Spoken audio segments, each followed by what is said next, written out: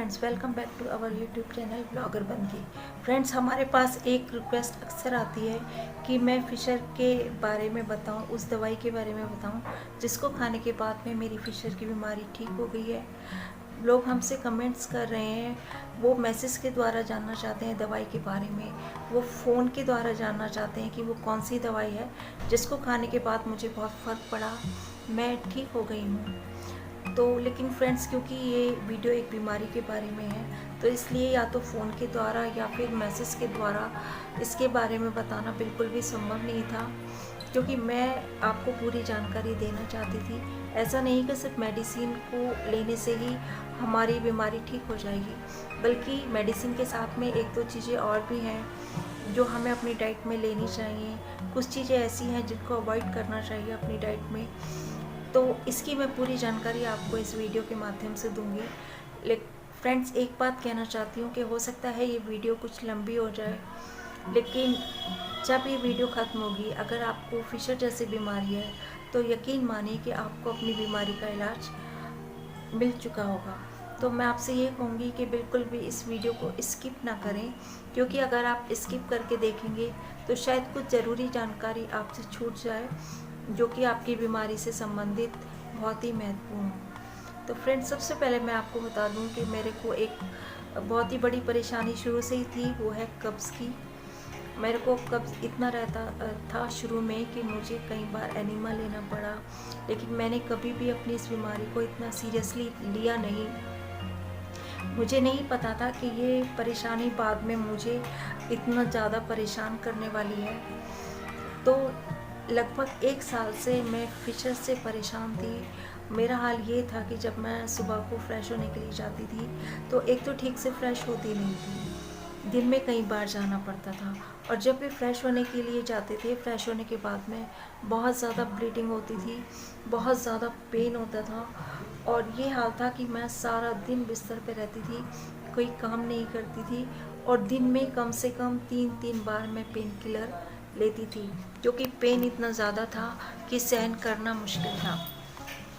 Friends, अपने शहर के कितने ही डॉक्टरों को मैंने दिखाया, उन्होंने कई तरह की मुझे ट्यूब लिखी, उन्होंने मुझे पेन किलर दी। पेन किलर भी ज़्यादा इतनी स्ट्रॉन्ग थी कि जो कि ऑपरेशन के बाद में पेन को कंट्रोल करने के लिए दी जाती हैं। वो वाली पेन किलर मैंने दिन में 3 बार ली हैं। अलग अलग डॉक्टर अलग अलग ट्यूब दे रहे थे, दवाइयाँ दे रहे थे।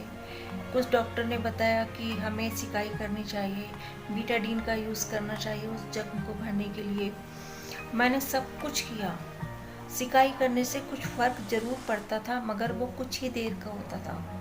जब हम सिकाई करते हैं तो आराम मिलता ज़रूर है, लेकिन ऐसा नहीं कि आपकी वो बीमारी ख़त्म हो जाती है। अगर आप सिकाई करते हैं, आपको आधा घंटा 1 घंटा आपको आराम मिलता है, पेन कम होता है, लेकिन उसके बाद में फिर वही परेशानी शुरू हो जाती है।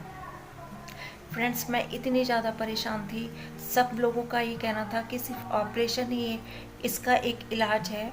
ऑपरेशन के बाद भी ऐसा नहीं है कि सब कुछ ठीक हो जाएगा, ऑपरेशन के बाद भी ये बीमारी दोबारा हो सकती है। और अगर ऑपरेशन के खर्च की बात करें तो लगभग 35 से 40 हज़ार रुपये आप इसका खर्च मान लीजिए। उसके बाद बेड रेस्ट, और उसके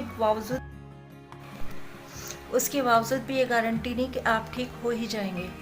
तो फ्रेंड्स, मैं बहुत ज़्यादा परेशान थी, समझ नहीं आ रहा था कि करें तो करें क्या, क्योंकि परेशानी ऐसी थी जो झेलनी पड़ रही थी, मगर सॉल्यूशन कोई नज़र नहीं आ रहा था।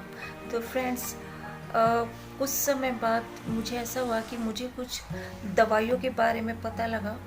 और वैसे तो मैं काफ़ी निराश हो गई थी, मुझे लग रहा था कि कोई भी मेडिसिन अब ठीक करने वाली नहीं है, लगता है सिर्फ ऑपरेशन ही कराना पड़ेगा।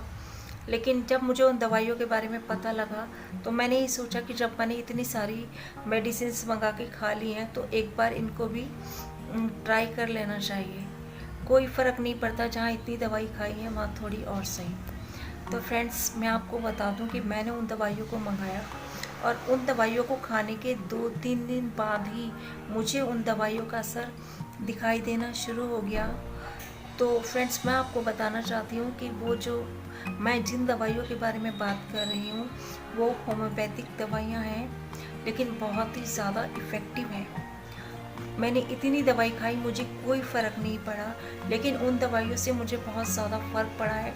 इसीलिए मैं चाहती हूँ कि जिस तरीके से मैं परेशान थी, लेकिन मुझे इन दवाइयों से आराम मिला, तो जो लोग फिशर से परेशान हैं, इलाज करके परेशान हो चुके हैं, आराम नहीं मिल रहा, जैसे कि मुझे मैसेज आ रहे हैं, तो मुझे यही लगता है कि पता नहीं दुनिया में कितने लोग इस बीमारी से परेशान हैं। तो बस मैंने यही सोचा कि अगर जिस तरीके से मुझे आराम मिल रहा है, तो मुझे इन दवाइयों को ज़रूर ही शेयर करना चाहिए, क्योंकि हो सकता है कि इन दवाइयों को खाने के बाद शायद किसी और को भी फ़र्क पड़े। तो इसी वजह से मैं ये वीडियो आपके साथ में शेयर कर रही हूँ, वीडियो बना रही हूँ। इसमें मैं आपको उन दवाइयों का नाम भी बताऊँगी, और साथ में ये दवाई किन डॉक्टर्स ने मुझे बताई है, मैं उनका नाम भी आपको बताऊंगी। आप खुद जाकर चेक कर सकते हैं कि डॉक्टर्स इन्हीं दवाइयों का नाम बता रहे हैं, और किस तरीके से इसको लेनी है और कितने दिन तक लेनी है, और दूसरे इसमें आपको दवाई के साथ साथ डाइट क्या लेनी है, ये भी मैं आपके साथ में शेयर करने वाली हूँ। तो फ्रेंड्स, सबसे पहले डाइट की बात करें, इसमें जितना रोल दवाइयों का है उतना ही डाइट का भी है। अगर आपको फिशर जैसी कोई भी बीमारी है, तो कुछ चीज़ों को अवॉइड करें। मैदा है, बेसन है, तली हुई चीज़ें हैं, और ख़ास तौर से मिर्च आपको बिल्कुल नहीं लेनी। आप इन 3-4 चीज़ों को कुछ समय के लिए बिल्कुल छोड़ दें। और आपको जो चीज़ें लेनी है उसमें सबसे ज़्यादा ख़ास है दही और मट्ठा। मट्ठा सबसे ज़्यादा ख़ास है, आपको मट्ठा पीना चाहिए। आपको उसमें हींग जीरे का छोंक लगाकर मट्ठे को सुबह शाम ज़रूर अपनी डाइट में शामिल करना चाहिए। आपको लाइट फूड लेना चाहिए, ऐसा खाना जो जल्दी से आप हजम कर सकें। ऐसा कोई भी खाना जो कि देर से पचे आपको बिल्कुल नहीं लेना। कम से कम शुरू के 2-3 महीने तो आप अगर मैदा बेसन जैसी चीज़ों को अवॉइड करेंगे तो आपके लिए बहुत ही अच्छा होगा। और एक बात और बता दूं कि जैसे कि आपको इन दवाइयों से फ़र्क पड़ता है, उसके बाद भी आप कोशिश करें कि तली हुई चीज़ें, मैदा बेसन जैसी चीज़ें कम से कम खाएं। जितना आप इन चीज़ों को कम खाएंगे उतना ही आपको अपनी बीमारी से जल्दी आराम मिलेगा।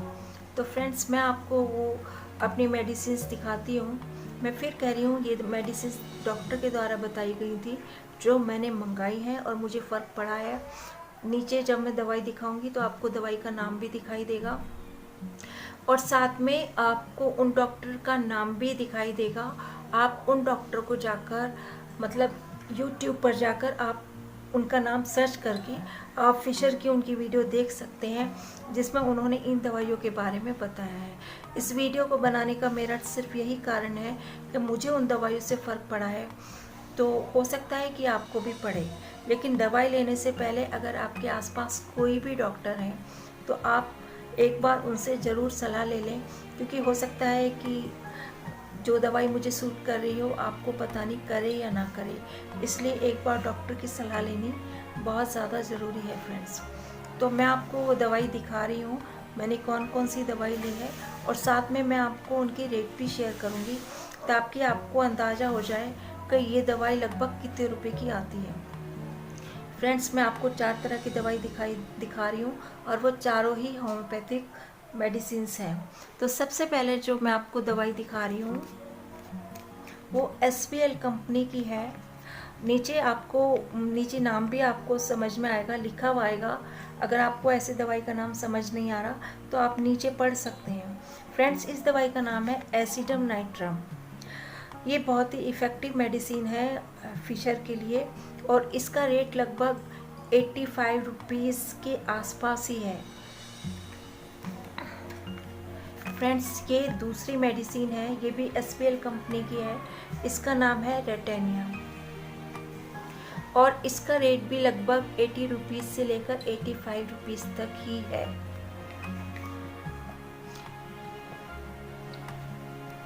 और फ्रेंड्स, ये तीसरी दवाई है, ये एक मदर टिंचर के फॉर्म में आता है, पियोनिया ऑफिशियल। ये एक मदर टिंचर है, ठीक है, लेकिन ये दवाई महंगी आती है। ये दवाई लगभग आपको 280 रुपीज़ की मिलती है। हो सकता है कि कुछ टैक्स की वजह से या कुछ आपके शहर में कुछ इसका रेट अलग हो सकता है, लेकिन मुझे ये 280 रुपीज़ की दवाई मिली है। फ्रेंड्स, मैं बता दूं इन दवाइयों को लेना कैसे है। ये जो मदर टिंचर है, प्यूनिया ऑफिशियल। इसकी 10 बूंदें हमें आधे गिलास पानी में गुनगुने पानी में लेना होता है दिन में 3 बार। आपको दिन में 3 बार आधे गिलास हल्के से गुनगुने पानी में 10 बूंद डालकर इस दवाई को दिन में 3 बार लेना है। जो मैंने दूसरी दवाई आपको बताई है रेटेनिया, इसकी 2 बूंद आपको दिन में 3 बार लेनी है। ये फ्रेंड आपको पानी में नहीं लेनी, ये आपको अपनी जीभ पर डालनी है। ये दवाइयाँ लिक्विड फॉर्म में आती हैं, इस तरह से आती हैं, शीशी में होती है, लिक्विड फॉर्म में होती है। तो आपको 2 बूंद अपनी जीभ पर इसको डालना होता है। और फ्रेंड्स, ये जो मैंने आपको तीसरी दवाई दिखाई है एसिटम नाइट्रम, ये भी लिक्विड फॉर्म में है। ये भी आपको 2 बूंद दिन में 3 बार अपनी जीभ के ऊपर इसको 2 बूंद डालना होता है। और फ्रेंड्स, ये चौथी एक दवाई है, ये भी होम्योपैथिक ही है, लेकिन ये एक टैबलेट फॉर्म में आती है, कैप्सूल फॉर्म में आती है। इसकी आधी गोली आपको रात को सोते हुए लेनी है।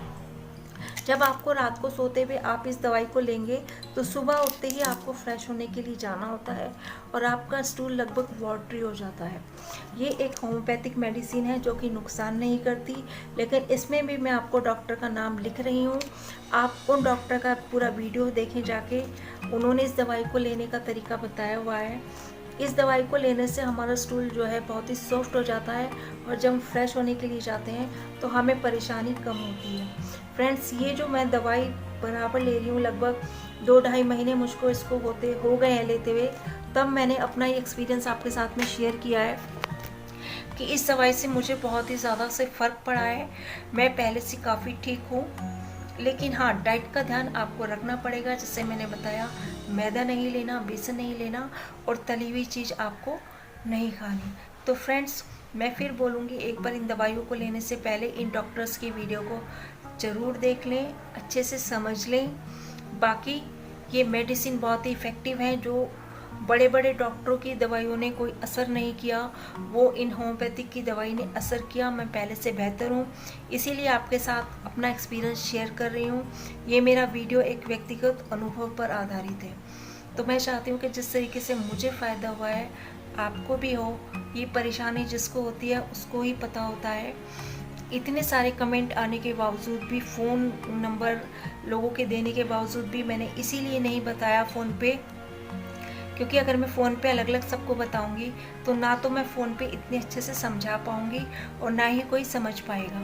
इसलिए मुझे लगा कि सबको अलग अलग बताने से ज़्यादा अच्छा रहेगा कि मैं इस बारे में वीडियो बनाऊं। मैं कहूँगी कि अगर आप फिशर की बीमारी से परेशान हैं तो एक बार आप इसको ज़रूर ट्राई करें, इन दवाइयों को। जैसे मुझे फ़र्क पड़ा है, आपको भी ज़रूर पड़ेगा। फ्रेंड्स, अगर आपको हमारी जानकारी अच्छी लगी हो तो एक लाइक ज़रूर दें इस वीडियो को। हमारे चैनल को सब्सक्राइब ज़रूर करें, क्योंकि मैं बहुत ही काम की वीडियो आपके लिए लेके आने वाली हूँ। और हमारे चैनल के बाकी वीडियोस को भी ज़रूर देखें, उसमें बहुत ज़्यादा काम की जानकारी है जो आपके लिए बहुत ही यूज़फुल होगी। तो फ्रेंड्स, जल्दी ही मिलते हैं आपके साथ अगले वीडियो में। जब तक के लिए बाय।